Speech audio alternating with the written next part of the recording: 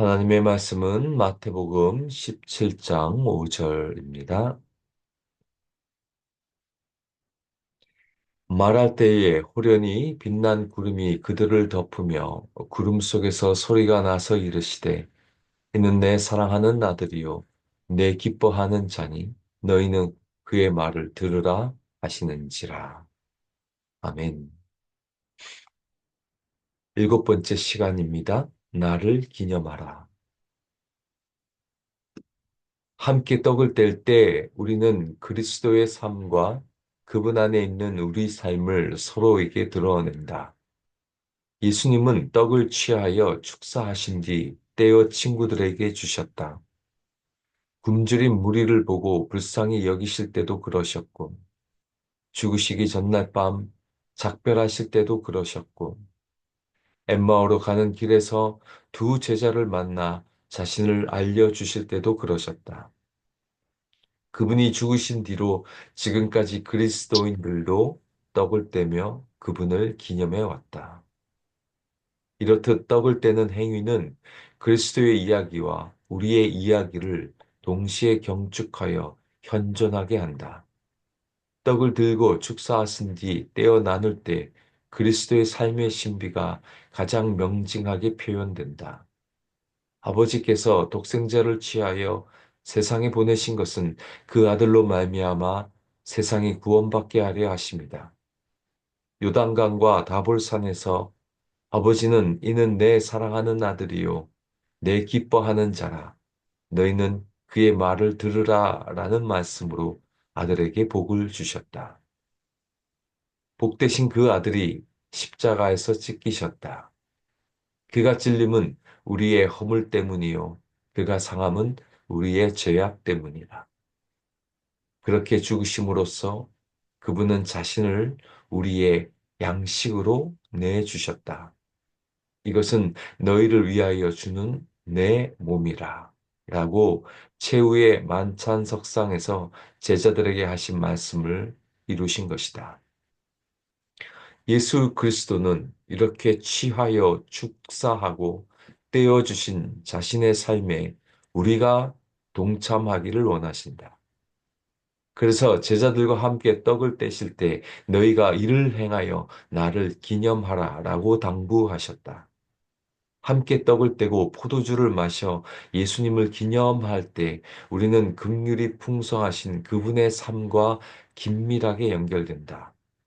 사실은 우리가 곧 그분의 삶이 되어 각자의 시공 속에서 능히 그분의 삶을 대변하게 된다. 이것이 성육신의 위대한 신비이다. 하나님은 우리와 함께 하시는 인간이 되려고 우리 인간에게 내려오셨다. 우리 중에 오신 그분은 다시 완전히 버림받는 사형 선고의 자리까지 낮아지셨다. 1세기의 기독교에는 예수님의 내려가는 삶에 대해 이미 불리던 찬송이 있었다. 바울은 교인들에게 인생 사다리에 하향적 삶을 권하고자 그 찬송을 빌립보에서 인용한다. 너희 안에 이 마음을 품으라. 곧 그리스도 예수의 마음이니. 그는 근본 하나님의 본체시나 하나님과 동등됨을 취할 곳으로 여기지 아니하시고 오히려 자기를 비워 종의 형체를 가지사 사람들과 같이 되셨고 사람의 모양으로 나타나사 자기를 낮추시고 죽기까지 복종하셨으니 곧 십자가에 죽으심이라. 여기 하나님의 사랑의 길이 아주 명백하게 압축 표현되어 있다. 그것은 가장 가난한 자리, 생명마저 빼앗기는 범죄자의 자리까지 낮아지고 또 낮아지는 길이다. 예수님은 아버지께 받은 사랑과 똑같은 사랑으로 제자들을 사랑하신다. 이 사랑은 예수님과 아버지를 하나 되게 하듯 제자들과 예수님 또한 하나 되게 한다. 여러분 오늘 17장 5절을 보시면 이는 내 사랑하는 아들이요 내 기뻐하는 자라고 예수님을 그렇게 말씀하셨습니다. 하나님은 자기가 사랑하고 기뻐하는 자 예수를, 그 아들을 십자가에서 죽게 하셨습니다. 아니, 하나님 그분이 인간의 몸을 입고 이 땅에 내려오셔서 그 십자가에 달려 죽기까지 복종하신 것입니다. 자신의 몸을 찢으셔서 그분을 우리들에게 내어 주셨고, 그것을 우리는 성찬식에서 늘 기념하고 있습니다.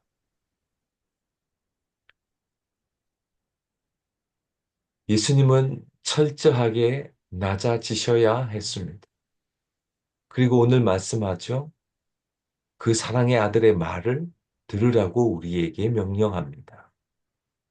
이 말은 우리도 역시 낮아지심을, 그분의 낮아지심을 보고 그 낮아지라고 하는 명령에 순종하기를 원하시고 계십니다.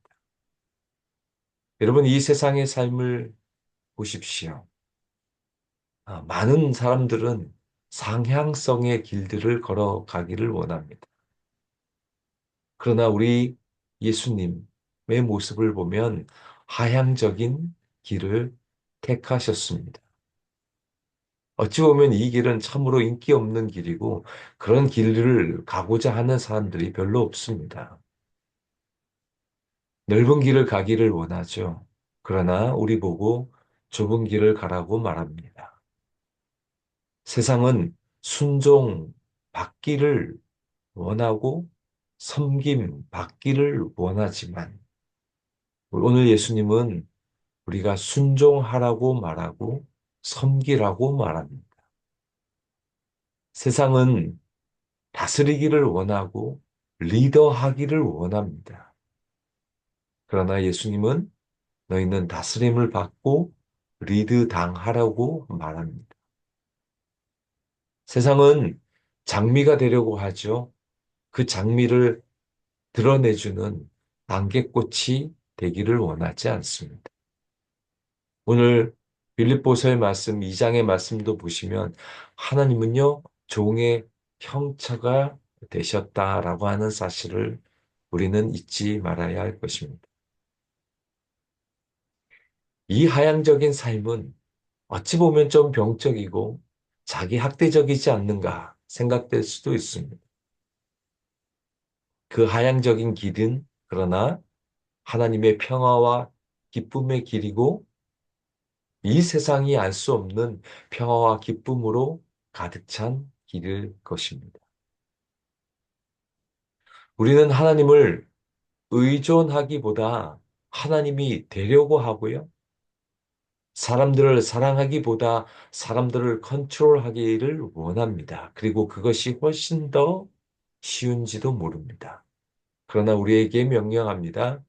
너희는 낮아지고 낮아지는 그 예수님의 길을 가기를 원하십니다. 마태복음 20장 21절 말씀도 보십시오. 우리 제자들이 예수님에게 어떻게 요구했죠? 특별히 요셉과 야고보의 어머니는 나의 이 두 아들을 주의 나라에서 하나는 주의 우편에 하나는 주의 좌편에 앉게 해달라고 간청합니다. 리더가 되기를 원하는 것이죠. 그랬을 때 예수님이 뭐라고 말씀했죠? 마태복음 20장 26절 27절에 너희 중에는 그렇지 않아야 하나니 너희 중에 누구든지 크고자 하는 자는 너희를 섬기는 자가 되고 너희 중에 누구든지 으뜸이 되고자 하는 자는 너희의 종이 되어야 하리라고 예수님은 그렇게 말씀하고 계십니다. 우리는 그 아들 요한과 야고보처럼 으뜸이 되고자 하지만 우리 예수님은 우리에게 오늘도 명령하십니다. 너희들이 크고자 하느냐? 그러면 섬기는 자가 되고 너희가 으뜸이 되고자 하느냐? 그러면 너희는 종이 될 것을 말합니다. 이렇게 예수님의 말만 한 것이 아니라 친히 종의 형체를 가지고 그 십자가에 달려 죽기까지 하셨습니다. 이 사순절 기간 우리는 상향성의 길이 아니라 하향성의 길, 예수님의 모험의 길들을 묵상하며 오늘도 그분의 길을 따라 나가는 저와 여러분 되셔서 예수님의 마음을 품고 살아가시는 우리 모두가 되시기를 주님의 이름으로 축원드립니다.